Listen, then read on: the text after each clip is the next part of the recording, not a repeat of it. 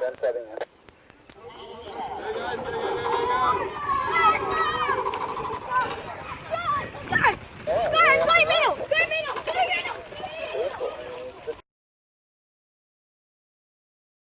A master controller can be used to monitor devices remotely by radio communication.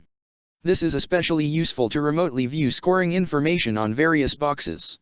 For example, to find out how many flags each team has captured, perform a monitor request for flag boxes. To access this function, scroll to monitor on the master controller's top menu. Pull the trigger. Scroll through to the device role you wish to monitor, such as flag box. Pull the trigger to start the search. Searching has longer range, if a radio repeater is placed correctly in the middle of the field. Scoring has the team letter and score is shown on the left-hand side. The right-hand side has the unique SATR ID and alias. To view more details of a specific device in the list, use the red or black buttons to scroll to that device. Notice that, if the line is in uppercase, it is the current line selected. Pull the trigger. If you don't need to view details but simply want to refresh the summary of scores, pull the trigger twice without scrolling to a specific device. A gamer monitor has the option to return only alive gamers. This is useful in the Battle Royale mission to see how many gamers are still alive if any. Controlling devices by a master controller can be done remotely. This works very similarly to monitoring them. To issue commands to a device, use the control menu and then search for devices, just like we did for monitor. Bring up the details of the device and then pull the trigger.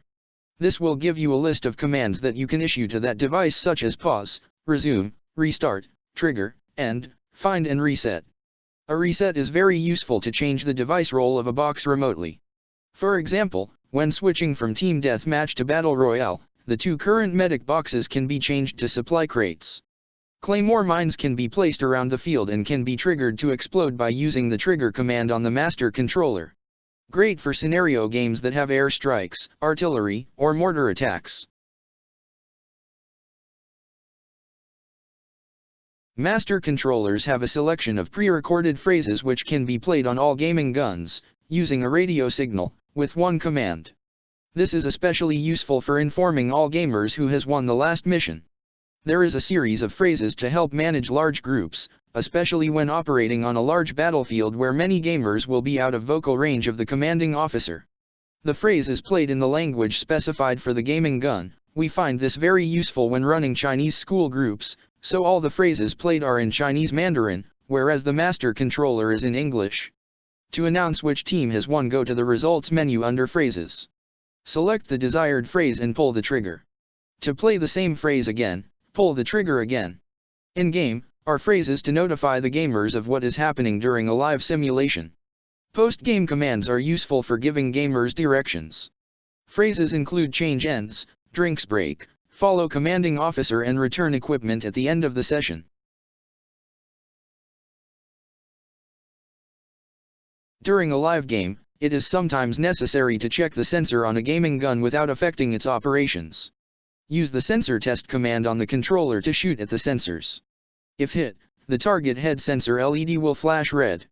To test the radio system on a target gaming gun, shoot the target the same as a sensor test.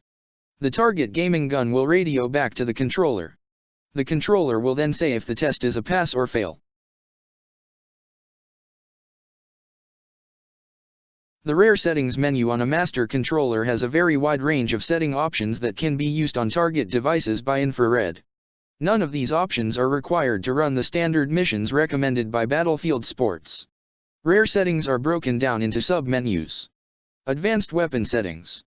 All devices, configuration options that apply to any device. Basic weapons settings. Fantasy and horror settings are not used in Battle Royale theme. Military specification settings are not used in Battle Royale theme. Royale Live theme settings has advanced features for Battle Royale theme. This course will only cover a small subset of the rare settings. Refer to the SATR3 user guide for complete details. In all devices, gaming guns can be changed to indoor range. This is done through the indoor-outdoor menu option. The language command, within rare settings, can change the language on target devices. Devices, especially gaming guns, can be locked.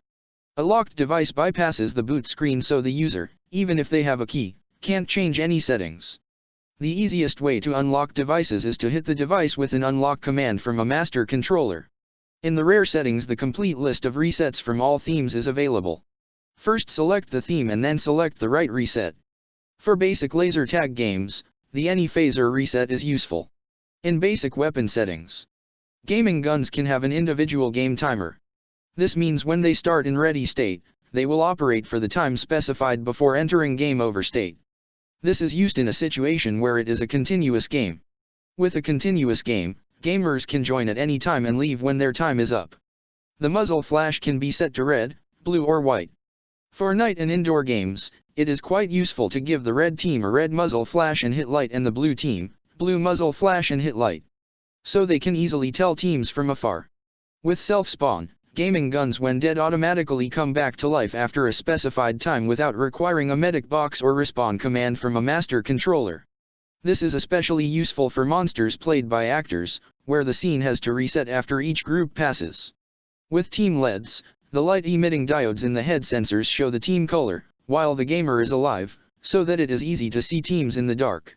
The head sensor lights turn off when the gamer is dead.